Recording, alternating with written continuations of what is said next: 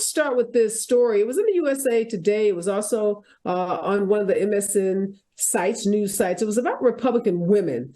And the title of the article was that they are the secret weapon in the fight to maintain abortion rights. And they were looking at what happened in Ohio around Initiative 1 and saying that in order for that initiative to have passed, because Ohio is obviously such a red state, you had to have Republican women break from their traditional party platform and vote in ways that we see Democrats voting. And they said that could be telling about this upcoming 2024 election. Now, I told this to a friend of mine, and she tends to be a little cynical.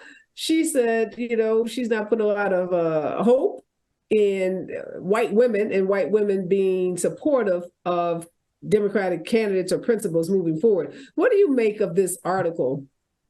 Well, first, thank you for having me back. And I'm going to have to agree with your friend. If we look at elections over the last 60 or so years, white women vote like white men. And this is true of Republican white women. And the only reason they break ranks is when it looks like something is advantageous to them. I mean, we saw white women. But might Dr. Carter be getting access to an abortion, or having your daughter have access to an abortion if she's been raped, be something that's advantageous to these Republican white women? Sure, but they also don't mind spreading that hurt in other areas. So it might be the issue of abortion, but we also don't know that this is the only issue that they care about. They care about it at midterms and off years.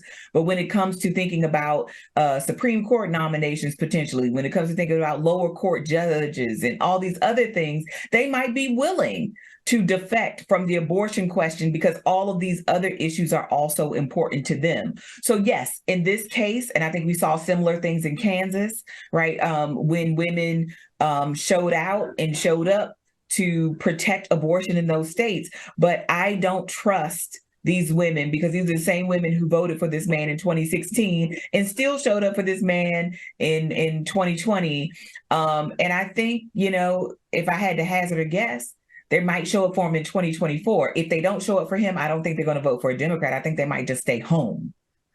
It is interesting because we're talking about women who, as you said, who have supported this very extremist policies of the Republican Party, have supported Donald Trump despite all the misogynistic statements that he's made and the misogynistic conduct that he's engaged in. Yet it seems like they are voting on these ballot initiatives related to abortion in a way that is different than, incongruent from their vote to support someone like Amy, Coney Barrett, or Justice, Gorsuch, or some of these other staunch Republicans. But they find themselves having to make some practical decisions, right? So do they want to live in a state where, again, if they get raped or their daughter gets raped or, granddaughter gets raped, they are forced to carry a baby? Because we know it's not just Black and brown women having abortions. White women have abortions too. So, they've got these competing, right, interests. They hate Democrats on one hand. They were the biggest supporters of overturning Roe v. Wade. I think that's the thing, that's the irony here, right?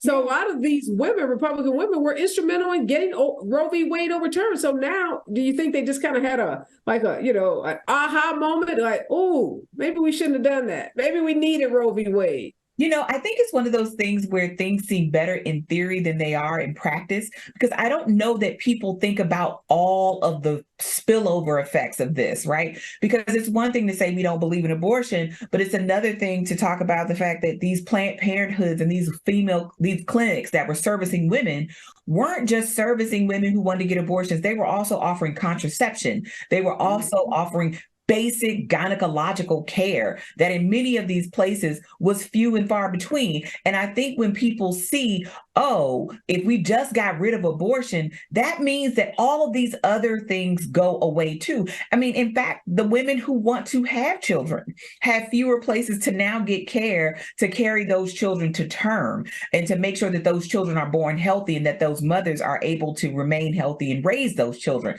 So I think people think about things in this very knee-jerk way. I think if you ask people, do they want abortions? I'm sure a lot of people don't, but we know that abortion is often the choice of last resort when we have not made other options available to people. And so I think this is one of those things where people say, oh, we shouldn't kill children or babies or infants, but they've not thought about, oh, this is going to impact healthcare for women in all of these other important ways that I actually do value. And so, it was one of those cases, I think, of throwing the baby out with the bathwater. I also think that it's one of those things where people get to be contrarian and they don't think something is really going to happen. And then it happens. And then it's like, oh, wait, we didn't really think. I mean, we saw it in 2016. Lots of people said, you can vote for the third party. Democrats can afford to lose an election. And then you end up with Donald Trump because you never thought it would happen. But the truth is, if it's on a ballot, it can happen. And I think that's a note that many of these people are now realizing. And I'm thinking too, Dr. Carter, about, I don't know about where you are in Maryland, but in LA, there's several nonprofit organizations for unwed mothers, single mothers. And these were places that in the 50s and 60s, affluent white women would ship their daughters off to have babies. They would be off at summer camp or studying abroad or whatever story they'd make up, and they'd go have a baby, put it up for adoption in many cases. And then a lot of them, did take advantage of abortions during this period. So, the shame for some families, right, of having a daughter pregnant that's not married, that hasn't graduated from college, none of that's changed in some of these circles. It's not a big deal in some circles, but in some cultures, in some communities, that's still, a taboo. Yes. So I think a lot of these women are also dealing with that reality that banning abortion, has nothing to do with being less promiscuous, right? It's not as if people, young girls or women or anybody say, you know what, I can't get an abortion, I better stop having that unprotected sex. Well, I mean, but it is, but I think that's your point, the point that abortion has always been available to people who could afford it and people who had the channels and the connections to make those things happen. But when we also don't talk about contraception, when we start limiting access to important information to young people, not just girls, because boys need to know this stuff too, about how people get pregnant, about how your body functions, all of these things, then it is predictable that you're going to see people getting pregnant when they don't intend to. And like you said, it never stopped anyone from having sex. So I think we need to let that part go and just say, what can we do to arm these young people with the information and the tools they need to forgo a pregnancy if they don't want it, right? And I think, unfortunately, when we talk about giving out condoms or letting young women make decisions for themselves about when to get on contraception, then that sort of ball of wax sort of unravels really quickly because people don't like the idea that they might be kept out of decisions about the reproductive lives of their children. But when they may end up pregnant or have an STD or other things, then everybody wants to panic when we know that if we had done something more proactively, right, we could have cut this off at the pass, No, and it'll be interesting to see. So these are some preliminary numbers coming out of Ohio. We're going to be able to know in advance of 2024 how many Republican women are breaking with their party on this issue, and if they are more likely to do as you and my friend think, continue to vote like their husbands vote, or sit it out, or if we do see some of these Republican women voting. In a general election, you have an option. You don't have to, vote for the Republican. You do have an option. And if you know that there is a staunch, anti-abortion candidate on the, Republican side, it'd be interesting to see if these women continue to vote for them while secretly knowing that they too want to have access to abortion for themselves and for their families.